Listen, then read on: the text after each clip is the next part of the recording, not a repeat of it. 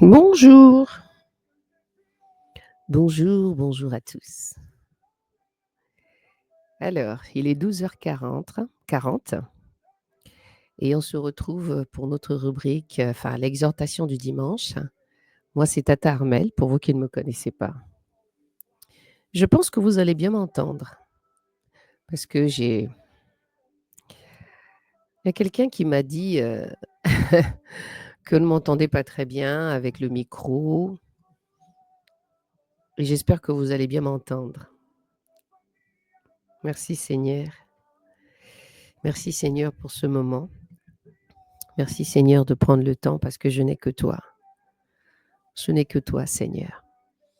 Merci pour ce moment que tu permets encore une fois de pouvoir être dans ta présence, Seigneur. Merci encore de nous enseigner. Merci encore, Seigneur, de nous renouveler encore. Père éternel, que toutes les personnes qui vont passer, qui vont écouter cette vidéo, Papa, eh ben, qu'ils comprennent cette parole et qu'ils la mettent dans leur cœur.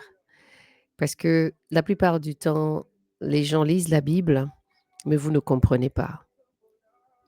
Que le Seigneur vous aide à comprendre. Que de par cette exhortation de 1 Pierre au chapitre 2, vous la comprenez. C'est lui qui m'a communiqué cette pensée pour que vous la preniez vraiment et que vous compreniez exactement. C'est que nous tous, nous allons comprendre à cet instant ce que le Seigneur veut nous dire. Donc, asseyez-vous confortablement. Ou peut-être pas, mettez les écouteurs. Et puis, prenez le temps d'écouter parce que quand des enseignements comme ça qui viennent du ciel nous sont communiqués, ben, nous devons prendre le temps de pouvoir, s'asseoir et hem et comprendre ce que Dieu veut nous dire exactement. Parce qu'il y a toujours des messages derrière. J'aime souvent dire à mes élèves qui vont se reconnaître que quand on lit un verset, pire encore un chapitre, il y a toujours une première compréhension, celle de l'homme, de la manière dont il va comprendre charnellement, d'accord? Ou avec son intelligence. Et puis, dans le deuxième cas, on commence à percevoir un petit peu la révélation que ce que Christ va nous donner. Parce qu'il y a une deuxième vision de la parole et il y a une troisième qui va nous rentrer en fait dans la révélation parfaite de ce que Dieu veut nous dire. Merci Seigneur de prendre le contrôle. Je me suis levée ce matin avec ce chant. Moi, je n'ai que Jésus. Et c'est vrai, hein, c'est mon soupir à moi. Je n'ai que lui. Donc, je vais commencer la lecture. Je pense que par la grâce de Dieu, si nous ne terminons pas, nous allons reprendre le dimanche prochain pour que vous puissiez éventuellement. On va se laisser guider de toute manière. Donc, on est ensemble 45 minutes, peut-être au plus 1 heure, où nous allons partager ce chapitre que le Seigneur m'a communiqué par sa pensée. Merci Seigneur. Je n'ai que... Merci Seigneur encore de venir faire ce que tu veux. Si tu me l'enlèves, je n'aurai plus rien. La la la la la la la la la la. La la la la la la la la la. Moi je n'ai que Jésus. Si tu me l'enlèves. En méditant tout à l'heure, je me suis dit, si tu me l'enlèves. Mais je pense que c'est une volonté de faire en sorte qu'on t'enlève Jésus. C'est pourquoi veille à ce que personne ne te l'enlève. Je l'ai écouté déjà, ça fait un petit moment tout à l'heure. Et il dit, moi je n'ai que Jésus. Si tu me l'enlèves, je n'aurai plus rien. Et la question que je me suis posée derrière, c'est qui va le lui enlever? Je me suis posé la question de savoir qui va m'enlever Jésus et que je n'aurai plus rien. Vous voyez un petit peu? Je me suis posé la question personnellement, si on me l'enlève. Mais je me dis qu'on est tous responsables du fait d'avoir Jésus. Donc, faisons des efforts de le garder, de l'aimer, de le chérir et de faire en sorte que personne ne nous sorte de la présence du Seigneur et que personne nous l'enlève dans les profondeurs de ce que nous sommes. Si vraiment tu n'as que Jésus dans la vie, si tu as cette importance et que tu te rends compte qu'il n'y a que lui qui est l'essence de ta vie, fais en sorte que personne ne te l'enlève. Fais en sorte que personne ne te sorte de sa présence. Moi, je n'ai que Jésus et personne ne me l'enlèvera. Parce que vous savez, il y a quelque chose que nous avons tous, c'est le libre arbitre. Le fait du vouloir. Le fait de cette décision, au fait de dire « Ah ben non, moi c'est lui avec qui je vais marcher ». Merci Seigneur encore pour ta présence au milieu de nous. Merci Seigneur encore de prendre ta place en cet instant. Que tu fasses encore ce que tu veux Seigneur.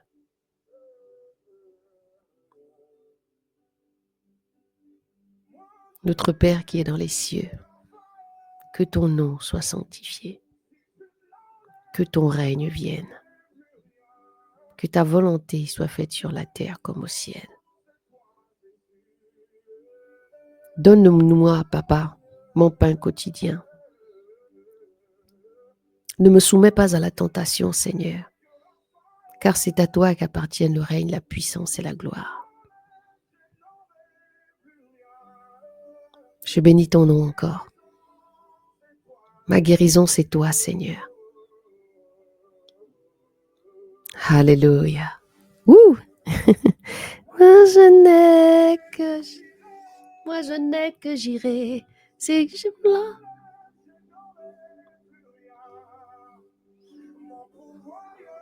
C'est toi, Jésus. C'est toi, oh. Et je n'ai que j'irai. Si tu me l'enlèves.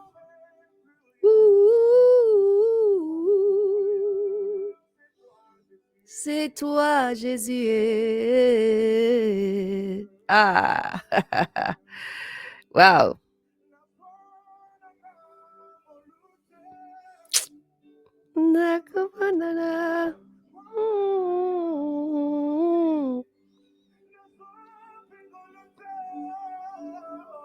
Amen, amen, amen, amen. Alléluia.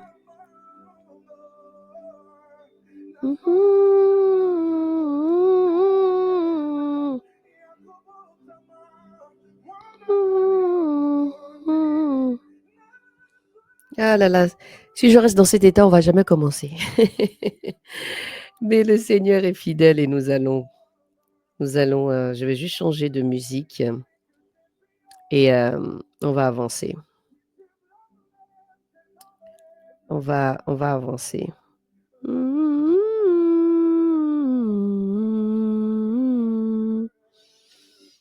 Voilà. On va avancer comme ça. Merci Seigneur. Alors, on commence le chapitre. Au chapitre 2, au verset 1. Ayant donc rejeté toute méchanceté et toute espèce de fraude, et l'hypocrisie et d'envie, toute diffamation, désirez ardemment comme des enfants nouveau-nés le lait spirituel et pur, afin que vous croissiez par lui. Si toutefois vous avez goûté combien le Seigneur est bon, approchez-vous de lui. Il est la pierre vivante, rejetée par les hommes, mais choisie et précieuse devant Dieu. Et vous aussi, comme des pierres vivantes, vous êtes édifiés pour être une maison spirituelle et une sainte prêtrise afin d'offrir des sacrifices spirituels agréables à Dieu par Jésus-Christ. au verset 6.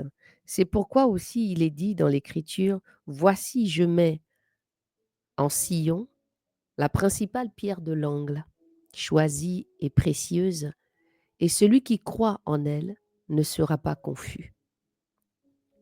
Elle est donc précieuse pour vous qui croyez. Mais par rapport aux rebelles, il est dit, la pierre que ceux qui bâtissaient ont rejetée est devenue la principale de l'angle.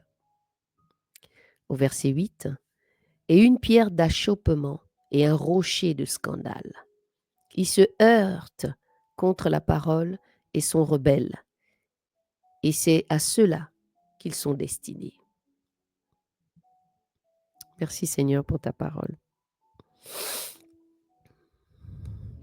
C'est pourquoi aussi il est dit dans l'Écriture, voici je mets à Sion la principale pierre de l'angle choisie et précieuse, et celui qui croit en elle ne sera pas confus. On parle ici de qui? Je vous laisse laisser vos commentaires. Vous savez que je suis une enseignante, pour certains. Je suis une enseignante biblique. Donc, j'aime bien que vous réfléchissiez. C'est important de réfléchir. Et j'ai remarqué que beaucoup de personnes aujourd'hui veulent toujours tout qu'on les amène sur un plateau. Ils ne veulent plus réfléchir. Malheureusement, beaucoup de personnes ont mis leur cerveau en mode off, hein, parce qu'ils pensent que ce sont les autres qui viendront réfléchir pour eux. Eh bien, moi, je vous dis non. Moi, je suis là pour que vous appreniez à réfléchir, parce qu'on vous a donné une intelligence. Cette intelligence n'est pas seulement pour les autres. Parce que quand vous observez les autres derrière, vous faites wow, excellent, beautiful, amazing. Mais vous pouvez aussi faire la même chose. Parce qu'on nous a tous donné ce temps de réflexion. On nous a tous donné cette intelligence. Parce que celui qui nous a créés est la plus grande intelligence du monde. Il y a quelqu'un qui m'a dit il n'y a pas longtemps, lui, il est issu du singe. Ah là là, vous allez me dire, c'est quoi le rapport? Je vous laisse encore une fois réfléchir là-dessus. Alors, je reprends encore. C'est le verset 6. C'est pourquoi aussi il est dit dans l'Écriture, voici, je mets en Sion la principale pierre de l'angle choisie et précieuse, et celui qui croit en elle ne sera pas confus. Elle est donc précieuse pour vous qui croyez. Elle est donc précieuse pour Elle est donc précieuse pour vous qui croyez. Donc, c'est-à-dire qu'elle est précieuse pour moi qui crois que Jésus est mort, ressuscité le troisième jour. Pour moi qui crois qu'il est bientôt de retour pour venir chercher son église qui soupire. Et j'espère que tu feras partie. Amen. Elle est précieuse pour vous qui croyez. Mais par rapport aux rebelles, il est dit, la pierre que ceux qui bâtissaient ont rejetée est devenue la principale de l'angle. La pierre angulaire qui a été rejetée, elle est devenue la principale de l'angle. Et une pierre d'échoppement et un rocher de scandale. Ils se heurtent contre la parole et sont rebelles. Et c'est à ceux-là qu'ils sont destinés. Le slogan de EVE, aimer Jésus, lire la Bible, prendre conscience du péché. Le péché ici, c'est rater l'objectif. Le péché ici, c'est quand tu es dans ta voiture. Rater l'objectif plutôt, c'est quand tu es dans ta voiture. Et puis, tu commences à regarder à gauche, à droite. Ou bien tu commences à regarder devant, un peu plus trop loin de ton angle. Parce que tu as vu qu'il y avait un accident. Et puis, tu ne te rends pas compte en fait de ce qui se passe à gauche, à droite, la priorité. Et puis, boum, cohésion. À partir de là, tu vas t'arrêter. Il se peut que tu auras le pare-brise cassé, enfin, plein de choses qui peuvent arriver à ce moment-là. Et hop, tu t'arrêtes. Là, tu as commencé à rater ton objectif parce que tu vas prendre du temps dans dans cet accident. C'est ça aussi le péché. Enfin, je veux dire, c'est une métaphore du péché. Donc, c'est-à-dire dans tout ce qui peut t'arriver. Mentir, c'est un péché. Voler, c'est un péché. Convoiter ton voisin, c'est un péché. convoiter sa femme. Vous voyez toutes ces petites choses-là, en fait, qu'on se dit, oh, c'est pas grave, le Seigneur ne nous regarde pas, il est tellement bon, c'est pas un problème. Et bien là, ici, le fait que tu as eu l'accident, tu me diras, ça peut durer, bon, allez, ça peut durer 1 heure, le temps de faire des constats, ainsi de suite, ainsi de suite. Mais le temps que tu as passé là, le temps qu'on vienne remorquer ta voiture au cas où tu ne peux plus la conduire, par exemple, dans le temps, ça peut faire 3, 4 mois, ça peut 5 mois, 6 mois, ça peut même 1 an, tu peux rester comme ça, c'est-à-dire sans véhicule, pour pouvoir continuer l'objectif. Et le but ici, c'est pas parce que tu n'as pas la voiture que tu dois arrêter tu dois plus suivre ton objectif. Il y a les transports en commun. Il y a plein de choses que tu peux suivre. Voici encore une métaphore. Je vous laisse réfléchir là-dessus. Merci Seigneur pour tes enseignements aujourd'hui encore. Merci Seigneur pour cette intelligence que tu ouvres à quelqu'un ce matin, parce que nous sommes dans ta présence. Et nous voulons seulement que... Moi le Seigneur m'a enseigné et, euh, et je pense qu'il va vous enseigner aussi. Au verset 9, la position du croyant. Ça, c'est dans ma Bible à moi. Hein. Mais vous êtes la race élue. Vous êtes la prêtrise royale, la nation sainte, le peuple acquis, afin que vous annonciez les vertus de celui qui vous a appelé des ténèbres et à sa merveilleuse lumière. Mais vous êtes la race élue, vous êtes la prêtrise royale, la nation sainte, le peuple acquis, afin que vous annonciez les vertus de celui qui vous a appelé des ténèbres à sa merveilleuse lumière.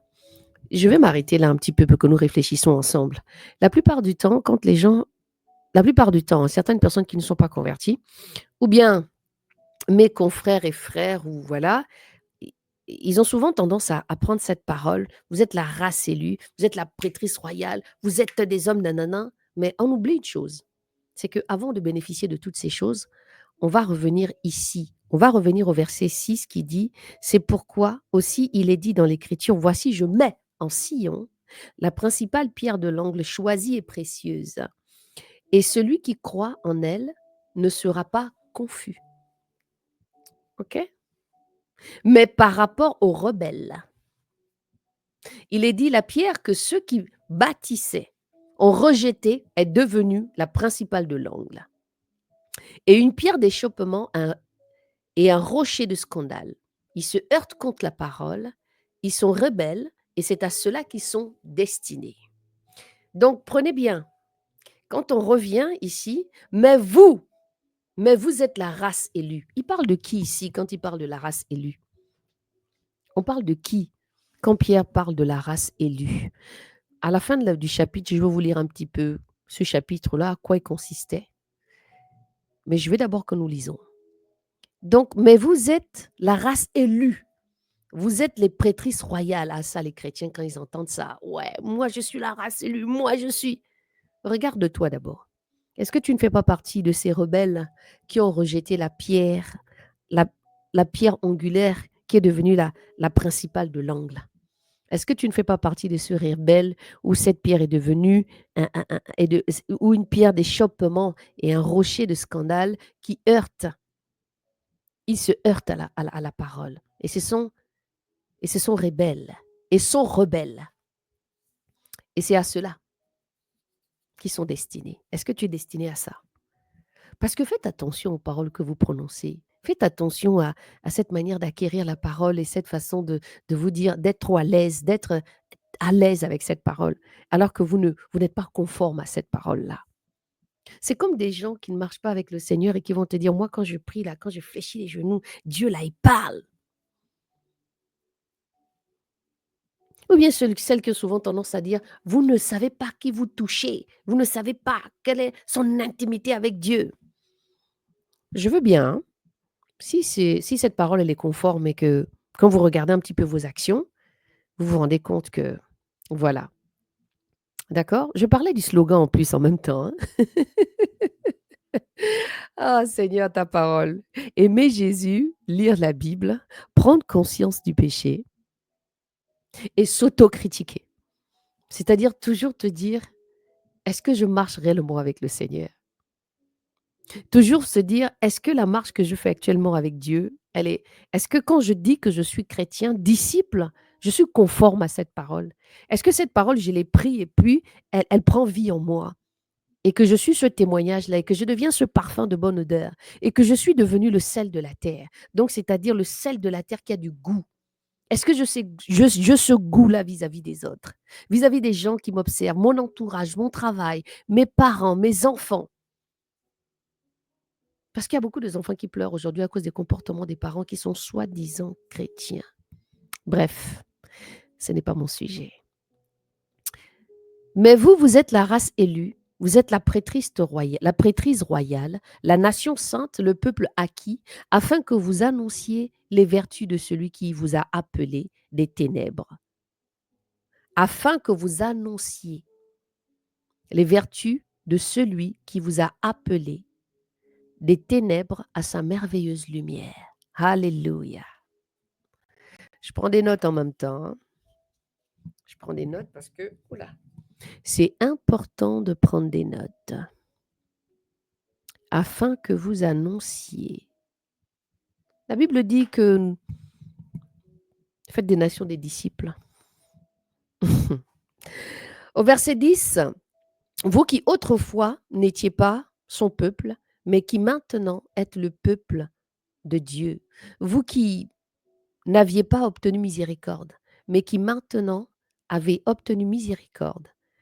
Mes bien-aimés, je vous exhorte, comme étrangers et voyageurs, à vous abstenir des convoitises charnelles qui font la guerre à l'âme. C'est à méditer, hein? C'est le verset 11. Mes bien-aimés, je vous exhorte comme étrangers et voyageurs à vous abstenir des convoitises charnelles qui font la guerre à l'âme.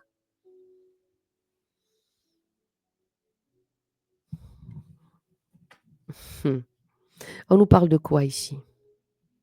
On nous parle de quoi? Mes bien-aimés, je vous exhorte, comme étrangers et voyageurs, à vous abstenir des convoitises charnelles qui font la guerre à notre âme. Que le Seigneur vous ouvre l'esprit et l'entendement pour comprendre le message. Ayant une conduite honnête avec les gentils, afin que la même où ils vous calomnient, comme si vous étiez des malfaiteurs, ils remarquent vos bonnes œuvres et glorifient Dieu au jour où il les visitera. J'ai souvent coutume à dire ceci. Si vous êtes des disciples et que vous n'avez pas un comportement correct vis-à-vis d'eux, des gens qui sont en face, c'est pourquoi nous sommes en représentation. Nous ne devons pas avoir tout ce que nous entendons aujourd'hui, des problèmes de vol, des problèmes de manque de respect, des problèmes du pasteur qui a fait ceci, qui a couché avec la fille, qui a fait tout ça. On ne devrait pas avoir ce genre de scandale. Parce que nous sommes d'abord des exemples. Nous devons avoir du goût. C'est nos comportements qui font que ton frère, ta sœur, ton époux, d'accord, ta belle-sœur, ton beau-frère, tes collègues de travail, puissent avoir aussi envie de venir en Jésus-Christ, parce que tu leur as apporté un bon témoignage, parce que tu as toujours été présent pour eux, parce que en même temps tu intercèdes aussi pour eux dans le secret, et parce que en même temps tu as toujours tu as toujours cette comment dire, en fait quand ils te voient, ils voient les fruits de l'esprit. Ils voient les fruits de l'esprit. Galates 5 au verset 22. Ils voient de toi la patience, ils voient de toi l'amour, ils voient de toi plein de choses qui caractérisent qui a ce caractère de Christ. Donc, c'est-à-dire une fois que vous allez leur parler de Dieu, ils seront conscients. Il y a quelque chose qui va se passer dans leur cœur. Ils vont vous dire, ah, ok, ah, je comprends pourquoi tu es comme ça. Je comprends pourquoi tu as cette attitude. Je comprends pourquoi tu es toujours aussi, voilà. C'est-à-dire, ça devient une évidence. Ça devient une évidence pour eux. Parce que ils avaient déjà vu quelque chose de toi qui fait que c'est juste un puzzle qui se met en place. Alléluia. Mes bien-aimés, je vous exhorte comme étrangers et voyageurs à vous abstenir des convoitises charnelles qui font la guerre à l'âme. Ayant une conduite honnête avec les gentils. Les gentils ici, ce sont les non-chrétiens, hein. C'est ce qu'on appelle les païens en général. Afin que la même où il vous calomnie, comme si vous étiez des malfaiteurs. Il remarque vos bonnes œuvres. Ici, on parle des bonnes œuvres. Alléluia, les bonnes œuvres. Ah Seigneur. Et glorifie Dieu au jour où il les visitera. Parce qu'à un moment donné, Dieu va les visiter. Dieu va les visiter en fonction de tes bonnes œuvres, en fonction de ton comportement, en fonction de ta conduite honnête. Est-ce que vous comprenez? C'est là où le Seigneur va se glorifier. Ah là là, ça me rappelle un peu l'histoire de le psaume 76, je crois, que j'ai pu lire, que j'ai partagé la dernière fois avec le groupe. Et ce psaume, il est tellement fort et puissant. On se rend compte combien de fois nous devons prier pour nos enfants. Bref, je ne vais pas aller plus loin. Je vous laisse là. Alors, au verset 12, non, ok, on continue. On est plutôt dans le verset 13. N'oubliez pas ceci, glorifie Dieu au jour où il les visitera. Votre comportement, parce que nous sommes un lien, permettra que quelqu'un, par tes bonnes œuvres, par ta bonne conduite, des personnes qui t'ont lapidé auparavant, qui ont été des malfaiteurs, qui t'ont traité, qui ont dit, oh, elle, c'est une sorcière, oh, lui, c'est un sorcier, leur Jésus, là, c'est du n'importe quoi. Et de par tes œuvres, ton honnêteté va faire en sorte que la personne va changer sa façon de parler. Il va se rendre compte que finalement, tu marches avec un Dieu qui est puissant. Parce que le même Dieu là ira le visiter. Et il ira le visiter pourquoi? Parce que toi aussi dans le secret, dans le lieu secret, tu vas commencer à intercéder pour lui. Tu vas commencer à intercéder pour eux, pour toutes les personnes. Le Seigneur ne veut pas seulement que nous prions pour nous, hein. Il veut aussi que nous prions pour le voisin, la voisine, les collègues de travail, les enfants, même les enfants d'autres personnes, parce que tu as vu et tu te rends compte que, waouh, finalement, ces enfants-là ne respectent pas leurs parents. Et tu prends et tu commences à prier pour eux. C'est ça aussi où le Seigneur nous attend. Parce que la parole, elle est là. Soit ayant une conduite honnête avec les gentils, afin que la même, où il vous calomnie, comme si vous étiez des malfaiteurs, il remarque vos bonnes œuvres et glorifie Dieu au jour où il les visitera. Il les visitera. On parle de il qui va visiter. Point d'interrogation. Au verset 13, soyez donc soumis à tout établissement humain pour l'amour de Dieu. Soit au roi comme à celui qui est au-dessus des autres, soit aux gouverneurs parce qu'ils sont envoyés par lui pour punir les malfaiteurs et pour approuver ceux qui font le bien. Amen. Au verset 15, car c'est là la volonté de Dieu qu'en faisant le bien, vous fermiez la bouche. Ouf! Oh, Jesus Christ. Ah, je vous dis, tout est écrit. Tout est écrit. Car c'est la volonté de Dieu qu'en faisant le bien, vous fermiez la bouche à l'ignorance des hommes insensés. Beaucoup de personnes sont ignorants. Quand je vois toutes ces personnes qui viennent, je ne dis pas maintenir toute la sagesse, hein, non, pas du tout. Mais je me rends compte seulement que les gens sont ignorants. Ils ne cherchent pas à savoir, mais leur volonté à eux, c'est de pouvoir lapider, c'est de pouvoir être dans un état de jugement sans pourtant comprendre. La parole de Dieu dit que le royaume des cieux est une folie pour ceux qui périssent. Comprenez déjà la folie de la personne qui est en face. Parce qu'il n'y a pas de fumée sans feu. S'il y a une fumée, c'est qu'il y a un feu qui a été allumé quelque part. Donc, cherchez des fois à comprendre pourquoi certaines personnes se comportent de telle et telle et telle manière. Allez-y, cherchez à comprendre cela. Car c'est la volonté de Dieu qu'en faisant le bien, vous fermiez la bouche à l'ignorance des hommes insensés. Et on se rend compte que même les païens, ce sont les gentils, donc les non-chrétiens qui nous apprennent aujourd'hui à nous, les chrétiens, à nous comporter. Parce qu'ils ont encore un peu cette petite humanité-là, que des fois les chrétiens perdent aujourd'hui, enfin, les soi-disant chrétiens. Parce qu'il y a chrétiens, chrétiens, chrétiens, chrétiens et chrétiens. Au verset 16, comme libre et n'utilisant pas votre liberté comme un voile qui couvre la méchanceté, mais agissant comme des esclaves de Dieu, On va revenir ici à partir du 15. Car c'est la volonté de Dieu qu'en faisant le bien, vous fermiez la bouche à l'ignorance des hommes insensés, comme libres en n'utilisant pas votre liberté comme un voile. La parole de Dieu dit que vous saurez la vérité et la vérité vous rendra libre ou la vérité vous affranchira. Mais ça veut dire que cette liberté ne doit pas vous amener à couvrir votre méchanceté parce que nous voyons comment certaines personnes prennent cette parole-là et puis ils font un peu ce qu'ils veulent avec, ce qu'ils veulent avec. C'est pourquoi lire la Bible, rencontrer Jésus, comprendre sa parole, recevoir cette révélation de la parole de Dieu, il faut avoir le Saint-Esprit. Parce que le Saint-Esprit, c'est lui qui vient et qui enseigne la justice et le jugement. C'est le Saint-Esprit qui va vous faire comprendre que Jésus est mort et ressuscité. C'est le Saint-Esprit qui va faire en sorte que quand on va te dire non, laisse ton Jésus là. D'abord par ce qu'il va te faire, ça dépend de chacun de nous par rapport au témoignage que nous portons. À dire non, je ne peux pas parce que c'est que j'ai vu, c'est que j'ai ressenti dans mon cœur. La conviction que j'ai ressentie, ce n'est pas un homme qui a fait ça pour moi.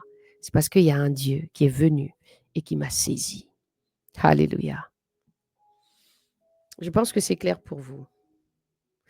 Alors, au verset 16, comme libre en n'utilisant pas votre liberté comme un voile qui couvre la méchanceté, mais agissant comme des esclaves de Dieu. Amen. La parole dit ceci. Quand quelqu'un est en Christ, ce n'est plus lui qui vit. C'est Christ qui vit en lui. Donc, c'est-à-dire qu'à un moment donné, tu deviens cet esclave. Ta vie ne t'appartient plus. Mais aujourd'hui, en 2025, qui veut vivre comme ça? Pour certains, je dis, moi en tout cas, j'ai fait mon choix. J'ai dit au Seigneur, fais ce que tu veux. Et quand on dit à Dieu, fais ce que tu veux, c'est-à-dire que dans tous les compartiments de ta vie, c'est lui qui décide, parce qu'il est vivant. Sinon, s'il n'y a pas de cohérence dans le fait de dire à Dieu, me voici, je t'aime de tout mon cœur, je t'appartiens. Parce que quand tu commences à proférer ce genre de choses, c'est que c'est lui qui prend le contrôle. C'est-à-dire, toi, tu t'es effacé, tu as disparu, et c'est lui qui règne. Alléluia. Au verset 17, honorez tout le monde, aimez tous vos frères, craignez Dieu, honorez le roi. Je vais revenir encore. Je ne sais pas s'il y aura beaucoup de bruit avec la musique, mais j'aime beaucoup. Alors, je reviens sur le verset 16. Comme libre et n'utilisant pas votre liberté comme un voile qui couvre la méchanceté, mais agissant comme des esclaves de Dieu. Verset 17. Honorez tout le monde, aimez tous vos frères, craignez Dieu, honorez le roi. Ce n'est pas facile d'aimer les autres, n'est-ce pas? Ce n'est pas facile d'aimer son frère, n'est-ce pas? Ce n'est pas facile d'aimer quelqu'un qu'on ne connaît pas. Aimez tous vos frères. On parle de qui ici? Est-ce que vous pensez qu'on parle d'un frère de sang ou bien on parle de son frère qui marche avec Christ? Est-ce que c'est celui-là que nous parlons? Soyons éclairés et prenons conscience de ce que la parole nous dit en ce début d'après-midi. Honorez tout le monde, aimez tous vos frères, craignez Dieu, honorez le roi. Au verset 18, serviteurs, soyez soumis en toute crainte à vos maîtres, non seulement à ceux qui sont bons et équitables, amen, mais aussi à ceux qui sont méchants, car c'est une chose agréable à Dieu. Si quelqu'un, à cause de la conscience qu'il a envers Dieu, endure des afflictions, en souffrant injustement. En effet, quelle gloire y a-t-il à supporter patiemment des coups pour avoir commis des péchés? Mais si vous souffrez quand vous faites le bien et que vous le supportez patiemment, c'est une grâce devant Dieu. Alléluia. Ah, je commence à transpirer là. Je commence à avoir chaud là. La parole de Dieu là, elle commence à prendre effet. Est-ce que vous voyez un petit peu ce que le Seigneur nous fait comprendre par sa grâce? Est-ce que vous voyez comment le Seigneur encore, il est... Regardez comment la parole, elle est vraie. Aujourd'hui, il y a beaucoup de personnes qui ont du mal à supporter, qui ont du mal à supporter et à accepter les épreuves de Christ. C'est pourquoi je répète plusieurs fois, pour que vous compreniez, pour que ça ne soit pas pour vous un slogan, Que ce soit vraiment une parole que vous comprenez et qu'elle rentre dans vos cœurs et que vous vous rendez compte le choix que vous avez fait et que vous craignez Dieu. Je vais revenir dessus. Je vais revenir sur le verset 19. Car c'est une chose agréable à Dieu si quelqu'un, à cause de la conscience qu'il a envers Dieu, endure des afflictions. C'est normal d'être affligé. C'est par rapport à lui. Endure des afflictions en souffrant injustement. On parle ici de souffrir injustement. En effet, quelle gloire y a-t-il à supporter patiemment les coups pour avoir commis des péchés? Mais si vous souffrez quand vous faites le bien et que vous le supportez patiemment, c'est une grâce devant Dieu. Beaucoup de personnes ne sont pas patients. Les fruits de l'esprit. Les chrétiens ne sont pas patients au jour d'aujourd'hui. Je vous incite à, à, à vous accaparer de ces fruits de l'esprit. La patience. La patience, s'il vous plaît. La patience. C'est très important, la patience. Peu importe ce qui se passe, la patience. Surtout quand vous avez fait un choix de dire, moi, c'est avec Jésus que je marche. Vous savez, quand on veut marcher avec quelqu'un, on doit déjà aller comprendre l'histoire de cette personne-là. Si on veut, si on veut avoir la même vie de cette personne, si on veut, si on veut être comme cette personne. Aujourd'hui, il y a une jeune fille que je vois sur les réseaux et elle est imitatrice de l'une des dames qui passe régulièrement sur les réseaux et qui fait des lives, une certaine coach, entre guillemets. Et aujourd'hui, cette jeune fille, elle adulte tellement cette femme qu'elle fait la même chose qu'elle. Et au point où même cette fameuse coach va même jusqu'à aller dans son live à elle pour l'encourager. Parce qu'elle trouve que cette femme est un exemple. Parce qu'elle trouve que cette femme est un exemple pour elle. Et donc, elle fait tout pour être comme cette femme-là. Peut-être pas tout, mais c'est sa ligne de conduite en fait.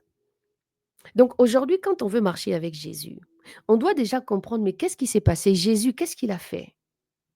Qu'est-ce qui a fait qu'il a été détesté? Qu'est-ce qui fait qu'aujourd'hui, il a été pendu à la croix? Pendu, pardon. Pourquoi il a été crucifié à la croix? Pourquoi? Ce sont des questions que on doit tous se poser à un moment donné. Enfin, je veux dire, quand on a ce cœur-là, parce qu'il répond, hein. Moi, le Seigneur, il m'a parlé. Il m'a dit, voici pourquoi je suis mort. Je suis mort pour toi. Je suis mort par amour pour toi. C'est pourquoi dans le slogan de EVE, la première chose, c'est aimer Jésus. Parce qu'il nous dit, aime ton Dieu de tout ton cœur, de toute ton âme, de toute ta pensée. Et celle qui est semblable à celle-ci, c'est aime ton prochain comme toi-même. Et c'est défini ici dans ce chapitre. Donc, c'est pourquoi aimer Jésus, lire la Bible, parce que cette parole, c'est lui, c'est toujours le lien avec lui. Prendre conscience du péché, donc c'est tous les péchés en général. Et c'est de te poser la question, c'est quoi le péché? Est-ce que moi-même, je suis toujours dans cet état de péché? Est-ce qu'il y a des choses que je n'ai pas lâchées? Il nous parle aussi de ces douleurs de l'âme, à partir de la convoitise, parce que quand nous convoitons, ça marque dans l'âme. Alléluia. Et dans le verset 21, les souffrances de Christ, car vous êtes appelés à cela.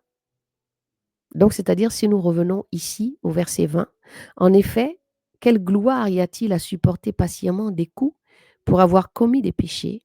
Mais si vous souffrez quand vous faites le bien et que vous le supportez patiemment, c'est une grâce devant Dieu. Et donc, on revient au 21, qui est la continuité, car vous êtes appelés à cela, puisque même Christ a souffert pour nous, nous laissant un modèle, alléluia, afin que vous suivez ses traces. Ah, ya, ya, ya, ya, ya, ya, ya, ya.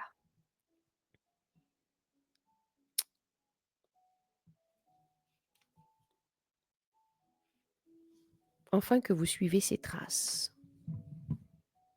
Maintenant, vous êtes des chrétiens, vous êtes soi-disant des chrétiens, des disciples. mais vous ne suivez pas les traces du Seigneur. C'est pourquoi on dit chrétien. Chrétien, c'est être comme Christ.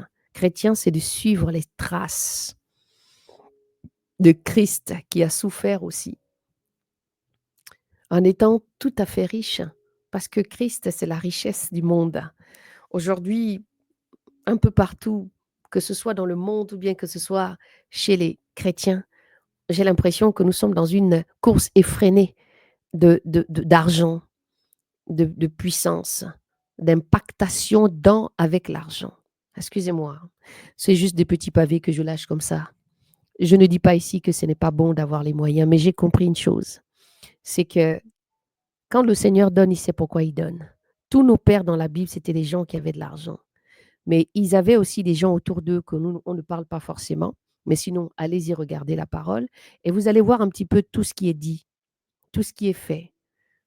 D'accord? Ils avaient des gens avec eux. Ils avaient des serviteurs qui gardaient avec eux. Voilà, très bien, je pense. Salomon a reçu beaucoup d'intelligence et des biens et qui donnait. D'accord? Il a fait beaucoup de choses. Donc, c'est bien d'avoir les moyens, mais qu'est-ce que nous faisons avec ces moyens-là si c'est pour les utiliser dans plein de vanité? Parce que Dieu veut d'abord que nous nous aimons les uns les autres. Comment est ton voisin ou ta voisine? Est-ce qu'il a un besoin particulier par rapport à ce que toi tu as peut-être? C'est pourquoi j'aime toujours me calquer sur les gens qui ne sont pas chrétiens. Parce que je vois beaucoup de choses, des gens et des personnes qui ne sont pas chrétiens. Leur capacité de fois vous rendre service sans rien vous demander. Cette capacité de fois de vous accompagner sans rien vouloir, juste par fidélité. Aujourd'hui, le chrétien met de l'argent partout. Bref. Ah, Seigneur, aide-nous. Car vous êtes appelés à cela, puisque même Christ a souffert pour nous, nous laissant un modèle afin que vous suivez ses traces. Au verset 22, lui qui n'a pas commis de péché et dans la bouche duquel il ne s'est pas trouvé de fraude, qui lorsqu'on lui disait des outrages, n'en rendait pas, et quand on lui faisait du mal, n'usait pas de menaces, mais il se remettait à celui qui juge justement. Vous savez, ce n'est pas facile. C'est pourquoi je dis souvent aux gens que hey, je ne suis pas morte sur la croix, parce que nous avons tous un caractère. Je ne peux pas me présenter ici devant vous comme quelqu'un qui est au ciel. Non, ce n'est pas possible. Ce que Dieu nous demande est difficile. Mais c'est en étant avec lui tous les jours, en se laissant façonner par lui, qu'il y a certaines choses que nous allons lâcher au fur et à mesure. Parce que si Yahweh pouvait tout effacer de notre caractère, je pense que nous, les hommes que nous sommes là, on n'aurait pas respecté les autres. Déjà, ceux qui sont en Christ, pour certains, ils ont cru qu'ils sont déjà assis au ciel à la droite de Dieu. Donc, redevenons comme des petits-enfants. Le Seigneur me faisait comprendre ça avant de commencer, que nous devons nous présenter à lui comme les petits-enfants, parce qu'il nous fait comprendre que le royaume des cieux est semblable à des petits-enfants. Posez-vous la question, pourquoi Jésus pouvait dire aux apôtres qui voulaient tout simplement éloigner les enfants de s'approcher de lui en disant, laissez venir à moi les petits-enfants, car le royaume des cieux est semblable à eux. On parle ici de semblable à eux. Je parle à vous qui aimez réfléchir longuement. C'est vous qui vous qui êtes allé un petit peu trop à l'école et qui fonctionnez beaucoup avec cette mentalité humaine. Je ne dis pas que c'est pas bon d'aller à l'école, c'est pas ce que je suis en train de dire. Je dis tout simplement que quand on vient devant le Seigneur, parce que pour comprendre Yahweh, il faut d'abord être lavé de toute cette connaissance qu'on a pu avoir. Vous savez l'exemple de qui a subi ça? C'est Moïse. Moïse a été élevé dans dans cette opulence de l'Égypte, donc chez le Pharaon, où il a eu beaucoup de connaissances. Et pour que Yahweh marche avec lui correctement, il lui aurait d'abord fallu qu'il s'en aille, qu'il reste d'abord 40 ans comme ça, tout seul, d'accord, pendant le temps qu'il est parti, pour le briser d'abord, pour enlever toute la connaissance qu'il avait, pour enlever tout ce qu'il avait reçu de l'Égypte, pour qu'il devienne plus rien. Et quand Yahweh est allé le chercher, il lui a dit quoi? Il a dit, moi, je ne sais plus parler, je ne sais pas parler. Alors qu'il avait reçu une éducation princière. il avait reçu une éducation extraordinaire et qu'à un moment donné, il ne pouvait plus parler. Donc, il fallait que le Seigneur l'arrache d'abord toutes ses connaissances humaines du monde, de l'Égypte qu'il avait donné, pour pouvoir replanter ce que lui pouvait le communiquer à ce moment-là. Donc, le Seigneur veut que nous mourons à nous-mêmes pour que lui, il puisse prendre la place. Alléluia. Hmm. Qui, lorsqu'on lui disait les outrages, n'en rendait pas et quand on lui faisait du mal, n'usait pas de menaces, mais il se remettait à celui qui juge justement. Au verset 24, lui qui a porté lui-même nos péchés dans son corps sur le bois, afin qu'étant mort au péché, nous vivions pour la justice, lui par la meurtrissure duquel vous avez été guéris, car vous étiez comme des brebis errantes, mais maintenant vous êtes retournés vers le pasteur et l'évêque de vos âmes. Venez à moi, vous tous qui êtes fatigués et chargés, et je vous donnerai du repos. Prenez mes instructions sur vous. Prenez mes instructions sur vous. D'accord? Car je suis le gardien de vos âmes. Prenez mes instructions sur vous. Car je suis doux et humble de cœur, et je suis le gardien de vos âmes. Et on nous redit ici, car vous étiez comme des brebis errantes, au verset 25, mais maintenant vous êtes retournés vers le pasteur et l'évêque de vos âmes. On dit maintenant vous êtes retournés. Est-ce que vous pensez que cette parole appartient à celui qui ne marche pas avec le Seigneur? C'est une question que je pose. Je vous laisse laisser des commentaires et répondre à cette question avec le cœur et dans la sincérité. Est-ce que vous pensez que cette parole qui est lâchée là dans le verset 25, elle concerne qui? Qui elle concerne? Elle concerne l'insensé, le rebelle, ou bien elle concerne, je vais revenir à la lire, elle concerne cette partie même où on dit, mais vous, vous êtes la race élue, vous êtes la prêtrise royale, la nation sainte, le peuple acquis, afin que vous annonciez les vertus de celui, pardon, qui vous a appelé des ténèbres à sa merveilleuse lumière. Amen, amen, amen. On a fini le chapitre. Je bénis le Seigneur pour ce moment.